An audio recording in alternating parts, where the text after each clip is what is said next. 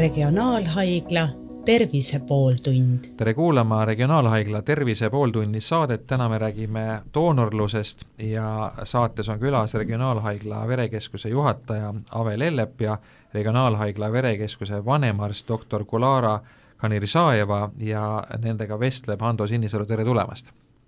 Tere! Tere! Me räägime doonorlusest. Kui palju doonoreid täna teie andmebaasides on ja kas neid on ka pidevalt juurde vaja? Jaa, Eestis kokku on doonoreid kuskil 30 000 ringis ja see moodustab kuskil 2,8% Eesti elanikkonnast. Selline kirjanduse andmetel või uuringute andmetel on verega varustatus riigis heal tasemel siis, kui elanikkonnast kuskil 4% oleksid doonorid, regulaarselt tegeleksid vereloovutusega. 2 korda rohkem peaks meil neid olema siis? No jah, kuskil 1,2% rohkem siis, jah. Et 1,2% punkti doonoritele osakaal ehk et siis neid peaks olema ikkagi umbes 10 000 veel Eesti oludes arvestades. Ja no ilmselge on see, et mingi osa doonoreid alati langeb ära, et siis samas peaks tulema ju pealekasvu kogu aeg juurde. Ja paraku viimasel ajal on noorte hulgas doonorite osakaal vähenenud, et sealt me ootaksime kindlasti siis paremat osalust. Aga milline see doonori profiil, selline keskmine täna on, et kes need inimesed on kõige suurema tõenäosusega, kes oma verd on valmis teistele andma? Jah, kui vaata, et meie keskmine, ütleme profiiliga doonor, siis ta on ikkagi vanusas kuni 40 aastat, terve inimene, tervisliku elustiiliga, naisi ja mehi, nad on umbes võrdselt doonoreid. Kui tihti üldse võib verd loovutada, et kui näiteks keegi on nüüd doonor ja oleks valmis nagu maksimaalselt panustama, et kui tihti ta võib seda teha ja mitu liitrit, ma ei tea, aastas siis seda verd tuleb? Et verekeskuses on kehtistatud nõuded ja intervallid, kui tihti saab käia verd loovutama. Kui doonor, kes loovutab täisverd, siis kindlasti peab olema intervall täisvere loovutuste vahel 2 kuud. Mehed võivad siis verd loovutada kuni 6 korda aastas, aga naistele me soovitame teha natuke pikemat intervalli, 3 kuud umbes. Ja naised sobivad siis, kui verd loovutada mitte rohkem kui 4 korda aastas. Aga miks see nii on? Kas siin see ei ole diskrimineeriv siis naiste suhtes või kas ei ole keegi väitnud, et miks siis naised kehvemad on siin? Ei, kindlasti ei ole tegemis diskrimineerimisega ja vastu ka keegi ei vaidelnud, sest 4 korda aastas tegelikult see ka ei ole vähe, kui iga 3 kuu tagant verd loovutada. Ja see on seotud sellega, et selline piirang just naisdoonoritele suhtes, sest me vaatame hemoglobiini, mis on et kui liiga tihti siis käiks doonor verd andma, siis see hemoglobiini tase oleks oht, et see oleks langenud. Ja naistel on füsioloogiliselt on niimoodi, et hemoglobiini tase organismis natuke madalam kui meestel. Naiste füsioloogia on pisut erinev meeste omast ja see tingib ka selle erinevuse, aga ma tahan öelda seda, et ega ma ei näe siin mingit diskrimineerimist, sest olemasolevad doonorid seda sagedust enamasti ei täida, et kuigi on lubatud siin 4 ja 6 korda aastas verd loovutada, siis keskmine vereloovutus ühe doonori kohta on 1,7, nii et ei tule 2 aastas. Nii et kindlasti meie ootame seda, et muidugi on oluline, et meil oleks võimalikult lai doonorite andmebaas, aga tegelikult oleme me väga huvitatud, et doonorid annaksid verd kindlasti rohkem kui 1 korra aastas. Et tegelikult sealt on nagu potentsiaali rohkem olemasolevatelt doonoritelt suurem korduste arv, kui üldse uusi doonoreid saada. Tegelikult jaa. Veel lisan, et meie keskuses doonorid saavad loovutada mitte ainult täisverd, aga veel meil on selline protseduur nagu afirees. Ja afireesi protseduuril see on selline protseduur, kus doonorid tulevad ja loovutavad mitte täisverd, aga vere koostisosa komponent, kas plasmat loovutavad või plasmat ja trombotüütid ja just afireesi protseduuril nad saavad käia tihedamini, seal meil intervallid palju nagu väiksemad, nii et plasmafireesil tegelikult meil on doonorid saavad käia intervalliga 2 nädalat loovutama plasmat, nii et siis nende doonoridel muidugi siis aasta jooksul tulevad vereloovutuste arv tihedamini ja suurem arv kui täisvere loovutamisel. Mis need motiivid on, miks inimesed seda teevad, et selles mõttes otsest isiklikku kasu nad ju sellest ei saa. Kuidas nagu motiveerida inimesi doonoriks hakkama? Inimene saab olla elupäästja, selleks ei pea õppima arstiks 11 aastat, 15 aastat, et teisi inimesi aidata, nende elusid päästa, vaid olla lihtsalt doonor. Ja tegelikult me ootamegi, et kui doonor tuleb verd loodama, ainus motiiv olekski, et aidata teisi, see altruism, see tunne, ja, et mis inimesi nagu motiveerib ja liigutab edasi, sest see vereloovutus ei tohi olla doonori endale nagu mingi oma kasu ootamine sellest ja ainult siis, kui on siis oma kasu püüdmata täiesti selline vabatahtlik ja ainus soov, et aidata teisi, see toobki selline, et kogutud veredoos oleks ohutu nii patsiendile ülekandmiseks ja samas doonorile endale ka vere loovutamine oleks ohutu. Me rääkisime siin enne meeste ja naiste erinevusest, aga kas on veel mingid tegurid, ma ei tea, olgu selleks kehakaal või vanus, mis piiravad siis vereloovutuste arvu või midagi veel? Piirangud seoses kehakaaluga on kindlasti et vähemalt 50 kilogrammi peab kaaluma doonor ja piirangud seoses vanusega ka on alates vanuses 18 saab hakata doonoriks ja jatkata siis vere loovutamisega kuni vanuseni 65. Aga kui esimest korda tuleb doonor, siis tema ülemine vanuse piir peab olema 60 aastat. Nii et need, kes on juba varem verd loovutanud, siis saavad kuni 65 aastani seda teha. Nüüd, millised on need piirangud, et kui me rääkisime kehakaalust ja vanusest, mis veel, et millised inimesed ei sobi doonoriks, et mis on need välistavad tegurid? On olemas sellised piirangud, mis välistavad ja keelavad doonorlus alaliselt, ütleme nii, et nendes piirangutes suhtes, et inimene ei tohi olla doonor, kui näiteks ta on põdenud B-hepatiiti, C-hepatiiti, kui tal on HIV-viiruse ja kahtlus või tal on kandlus või kahtlus, et tal võib olla see.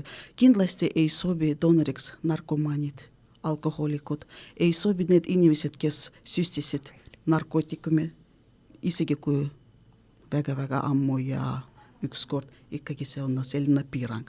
Aga meil verekeskuses veel on piirangud, mis ei välista absoluutset doonorlus, et võib-olla doonor tuleb just sellel päeval, ta ei saa verd anda. Ja me peame siis peatame doonorlus, palume, et ta tuleks mingi aja pärast. Ja kõigi sagedamine, kui me saadame doonorit tagasi põhjus, kui enne vereloovutust mõõtakse hemoglobiini doonori veres ja see on madal. Teised põhjused, mille tõttu me peame piirama doonorlus, siis näiteks reisimine, kui doonor reisis selliste piirkondadesse, kus võib olla näiteks malaaria riskipiirkond või on olemas veel selline Lääne-Niiluse viirus, selle viiruse piirkonnad või oleme kuulnud Zika viirusest ja et reisimine. Teine põhjus, kui doonor on hiljuti põdenud mingi haiguse, no see on juba sõltub sellest, et mis haigus, kui ammu oli, milline ravi oli, ravimite tarvitamisel vähes olnud. Tatoveerimine, naha augustamine, need on piirangud, kus me peame, hetkel meil on 4 kuud ootame, kui inimene on teinud tatoveeringu, siis selle aja möödumisel saab tulla verd anda. Aga inimene ise ei pruugigi olla teadlik kõikidest nendest seni põetud haigustest ja teine asi, te mainisite süstivaid narkomaane, et võib-olla mõni on olnud mitukümmend aastat tagasi süstiv narkomaan ja nii-öelda unustanud selle enda jaoks ja eluga edasi läinud ja nüüd ega teie ju ei saa seda kontrollida, et kas ta räägib teile tõtt või mitte, et kuidas sellega on, et kui inimene nagu väidab ühte asja, siis ju võib jääda kahtlus üles, et ta siiski on põdenud teatud haigust või ma ei tea, isegi reisil käinud või süstinud või mida iganes teinud, mis ei ole teie reeglitega kooskõlas, et mis siis saab? Et ikkagi kui doonor tuleb ja temaga enne vereloovutust toimub vestlust, meditsiini läbivaatus, täidab ta küsimustiku, vastab küsimustele, me ikkagi väga tahame ja ootame ja eeldame, et doonor vastab küsimustele ausalt. Ja me peame usaldama doonorit ikkagi. See on, ja selleks ongi doonorluse tasuta põhimõte, et doonor, kui tuleb verd andma, ta ei saa selle eest tasu ega raha midagi ja tal ei ole sellist põhjust, miks ta varjaks mingi haiguse või nakkuse riski suhtes ja nii, aga nagu te ütlesite, et võib juhtuda, et inimene lihtsalt unustas meile millestki öelda ja selles juhus me ka informeerime doonorit, palume, et jah, et te siin vastasite kõik on korras. Juhul, kui lähete koju ja meenub midagi, unustasin öelda, et näiteks tarvitas ravimid või midagi sellist. Las siis informeerib meid, teavitab meid sellest ja siis me vaatame, mõtleme, mis selle veredoosiga teha. Aga te ju ometi ka testite verd, et selles mõttes selle testi käigus peaks ju mingid suuremad riskid välja tulema, et miks üldse on vaja seda oma olemuslikult juba see inimese enda nii-öelda tunnistus või ankeet, et see ei ole päris ikkagi selline 100% kindel asi, et ilmselt mingid labori analüüsid on hoopis paremad ja kindlamad, et ja, aga asi selleks, et kahjuks kõikide haiguste või kõikide nakkuste suhtes, kui me hakkaksime iga veredoosi kontrollima, see praktiliselt ei oleks võimalik, ei saaks seda tööd teha.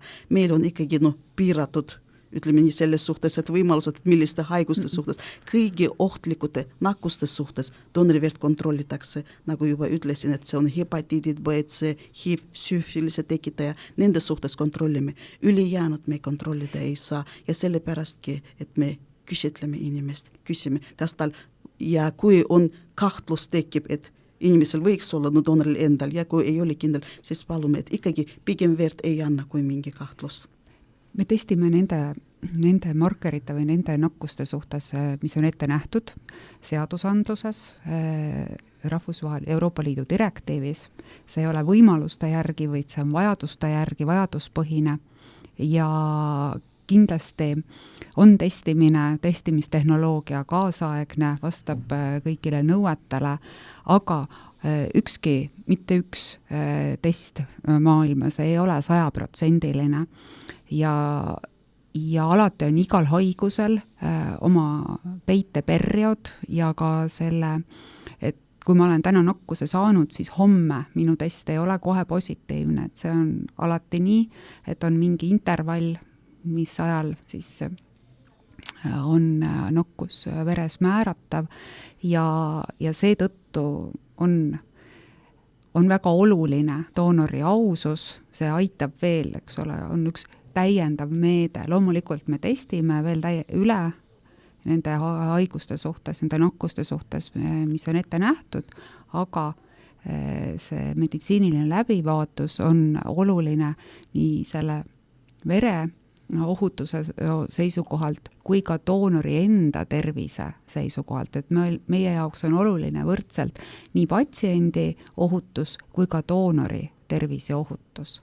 Aga kui nüüd doonor tahab ise olla läbinisti aus ja kindel, et kas tal on mõtet, ma ei tea, kas või omal kulul, praegu on ju võimalik inimestel näiteks kas või Synlabis või mõnes muus kohas teha lugematu arv teste ja proovida, teha erinevaid proove ja teada saada, uurida ennast, et kas selline asi näiteks, kui keegi tuleb teie juurde, tal on tehtud laboris mingi kümnete asjade suhtes testid, et kas see oleks teile abiks ka? See ei muuda eriti midagi, sellepärast, et kui inimene teeb ise endale teste, siis paraku on oluline nende tulemuste tõlgendamine ja niisama lihtsalt igasuguseid teste määrata ja ei ole üldse asjakohane, vaid tegelikult inimesed õpivad selleks ülikoolis pikki aastaid, et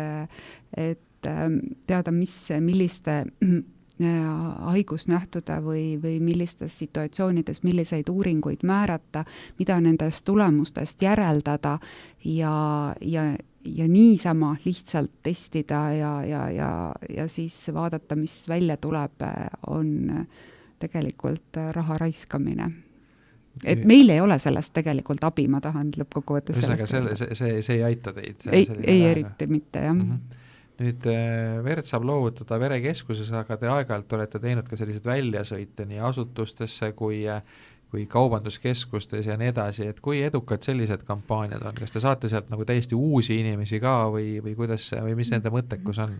Et ma täpsustaks, et me ei tee seda nagu aeg-ajalt, aga tegelikult meil on väljasõidubrigaad, mis iga tööpäev sõidavad meie peahoonetest välja ja selle väljasõidubrigaadi hulka kuuluvad ka meil õed, kes teenindavad doonorid, arstid, registraatorid, võetakse kaasa kõik vajalikud, mis on doonorite medläbivaatuseks, doonorivere kogumiseks, analüüsi võtmiseks ja iga päev need väljasõidud doonoripäevade tegime võib olla kas Tallinnas või väljaspool Tallinna, nad erinevad asutused, kultuurikeskused, kuhu sõidakse, no kõige kaugemale saartele, Kuressaare ja Narva, erinevad väljasõidud ja nad on väga efektiivsed. Et kui verekeskus tuleb doonoritele lähemale, siis doonoritel on mugavam ka käia väljasõidudel, doonorite päevadel verd andma. Aga statistiliselt ütleks, et üle poolte veredoosi, mis kogutakse ma räägin meie verekeskusest täpsemalt ja siis nad ongi veredoosid, mis on kogutud väljasõidu tingimustest. Aga nüüd oletame, et ma olen kuskil kaubanduskeskuses, olen sinna tulnud shoppama, näen äkki seal seda teie ajutist verevõtupunkti, et kas põhimõtteliselt ma võin nagu kohe sinna minna ja verd loovutada või ma peaks kuidagi enne valmistuma, mida kõhu täis sööma, jooma, veel midagi tegema või ma võin lihtsalt sinna kohe minna? Üldiselt me ootamegi doonorid, sest tühja kõhuga ei soovita tulla vere andmisele ja et ikkagi ütleme, et kui planeerite tulla verd andma, siis valige sellist päeva, kui on söönud, puhanud, enesetunne ka on korras, varugi just umbes 45 minutit või 1 tund selleks, et tulla kohale, registreerida ennast, veel enne verelootus võtta midagi seal juua, istuda, loovutab verd, pärast ka natuke istub, puhkab ja lahkub. Et umbes tund aega on selle kogu protseduuri, sellega peaks nagu arvestama. Arvestama sellega. Aga nagu te ütlesite, et kui tuli kaubandus või kus ükskõik kes nägi meie väljasõidubrigaadi poolt ja doonoripäeva, muidugi võib astuda sisse ja kaasas peab olema isikut tõendav dokument, tuleb kohale ja siis oluline on ja, et isikut tõendav dokument oleks kaasas, aga ma tahan lihtsalt siin kohal öelda, et kaubanduskeskustes me üldiselt enam verd kogumas ei käi. Et me ei korralda sinna, et aga mitte enam, et see ei ole võib-olla olnud kõige parem, et inimesed lähevad sinna pigem teistel eesmärkidel ja et ei ole olnud tõhus. Et ikkagi sellist asja on parem natuke ette planeerida, et see ei ole päris spontaan, et jalutad mööda ja tuleb selline mõte. Just. Nüüd, kui keegi tahab keset tööpäeva minna verd loovutama, et kas see on nagu tööandjal ka kohustus inimest ära lubada või kuidas see käib? Seaduses on ette nähtud, et tõesti tööandja peaks lubama inimest, töötajad siis verd loovutama, aga tõepoolest midagi ei ole räägitud selle aja tasustamisest ja meieni on jõudnud kahjuks sellist infot doonoritelt, et nemad tuleksid küll, aga tööandja ei suhtu sellesse positiivselt ja räägime, ei taha ka muidugi töölt ära lubada või siis ka seda aega arvestab siis töötasust maha. Et siinkohal ma kutsuksin üles tööandjaid, ettevõtteid ka panustama nii-öelda doonorlusse sellega, et toetaksid oma asutuse töötajaid, neid töötajaid, kes on doonorid, kas või sellega, et nad võimaldaksid neil tööajast verd loovutada. Kui pika pausi või kui pika aja peaks selleks planeerima, et verd minna andma, kas sellest saab nagu vaba päeva lausa küsida või on see ikkagi mingi mõni tund või kuidas sellega on? no on ettevõtteid, kes lubavad, annavad terve vaba päeva, aga tegelikult kuskil 4 tundi on selline optimaalne aeg, et kohale sõiduks, tagasi minekuks ja siis protseduuriks endaks, et eks see võib olla pisut erinev siia-sinna, aga umbes niisugune keskmiselt 4 tundi. Mis on veel sellised takistused või vale arusaamad või müüdid, mis takistavad inimesi doonoriteks hakkamast, et äkki me saame kummutada mõne siin ja julgustada inimesi rohkem verelohutusega tegelema? Võib-olla üks sellisest müütidest, et mis takistab ja et arvavad, et kui keegi arvaks, et verelohutamine on kahjulik mulle ja seda nagu müüdi edasi lükkamiseks ütleks, et tervele inimesele see on ohutu, sest vere loovutamisel võetakse doonorilt 450 millilitrit verd ja protsentuaalselt üldveremahus see teeb kuskil 8–10%. Nii et selles suhtes see on tervele inimesele, see on ohutu, et seda ei pea kartma. No ka ühest takistuseks, kui räägime kartmisest, et võib-olla et inimesed, kellel on just hirm nõelte vastu, verinägimise vastu, aga sellele me ütleme, et aga sellepärast võib-olla ongi hea, et tulla ja proovida, et julgustame, et tulge, et võib-olla, et verikeskuses siis saate üle oma hirmudest. No, on ka ju inimesi, kes minestavad tavalise vereproovi käigus ära või ma ei tea, kas nad siis kardavad seda nõelatorget või on see mingi muu asi, et kas reaalselt nagu vereloovutuse käigus, te ütlesite, et see peaaegu pool liitrit on nagu ikkagi alla 10% kogu veremahust, aga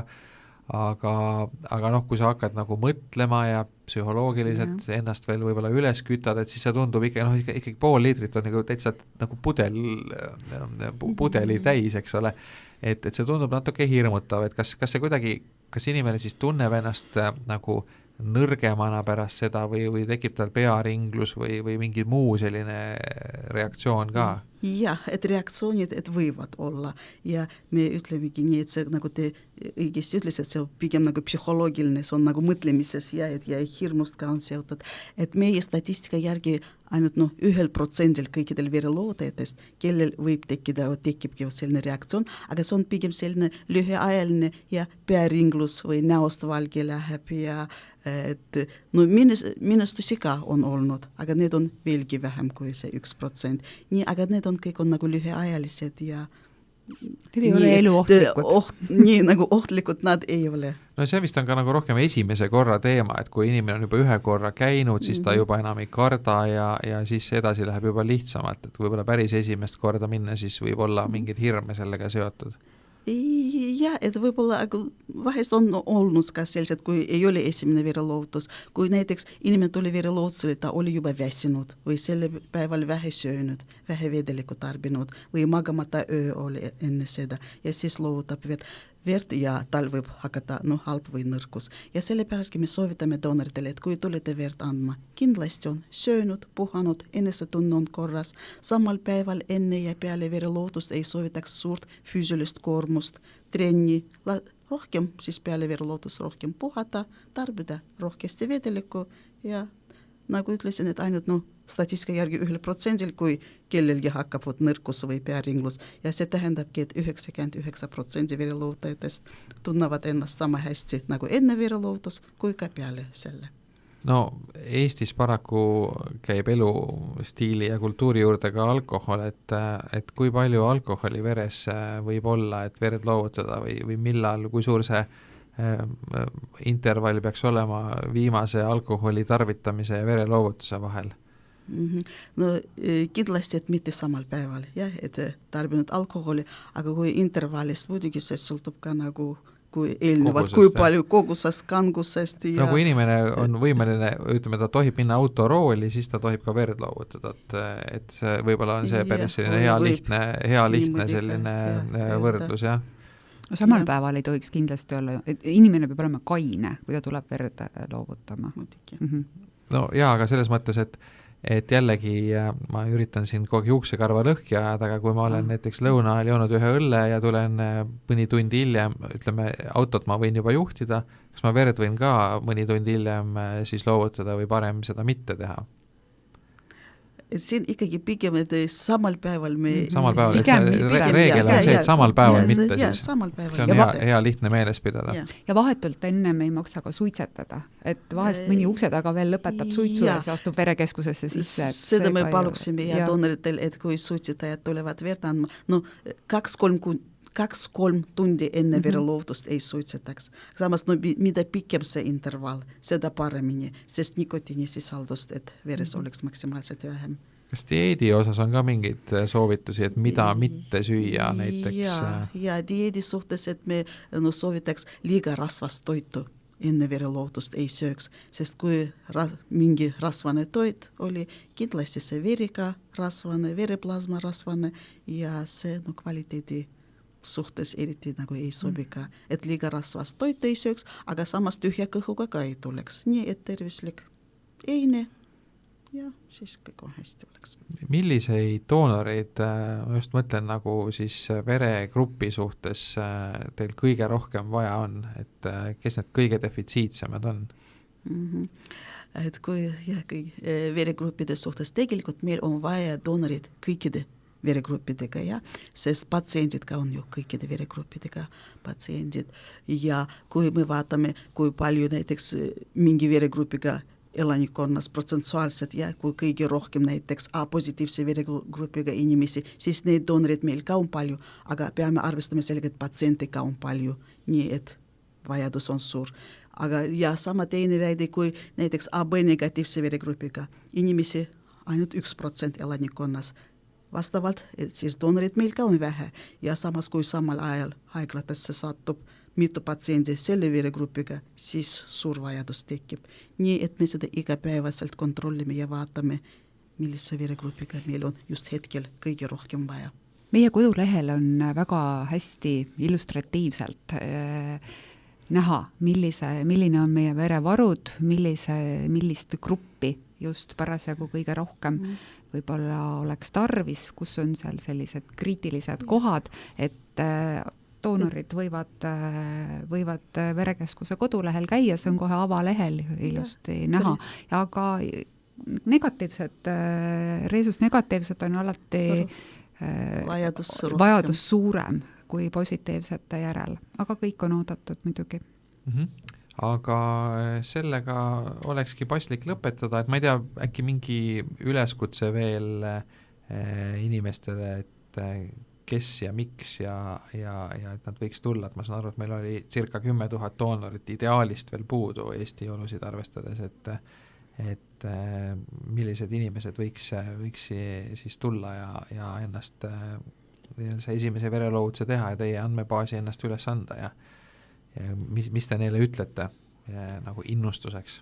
Kõik inimesed, kes tunnevad, et nad soovivad teha head ja anda oma panus, aidata neid inimesi, kellel ei ole hetkel tervis korras. Kõik need inimesed, terved inimesed on oodatud vereloovutusele, verd loovutama ja ma siin lisaks, et paljudele inimestele tegelikult meeldib ju teha kingitusi teistele, kinkida midagi ja mis võib olla parem kui kinkida elu või siis sellega, et kutsukski ja julgustaks kõiki terveid inimesi, kes pole veel doonor, hakata ja see kindlasti annab väga suure selle emotsionaalse hea tuju. Aitäh, sellega on sobiv lõpetada. Meiega ajasid juttu Regionaalhaigla verekeskuse juhataja Ave Lellep ja Regionaalhaigla verekeskuse vanemarst dr. Gulara Kanirzaeva ja saatejuht oli Hando Sinnisalu. Aitäh kuulamast! Regionaalhaigla tervise pooltund.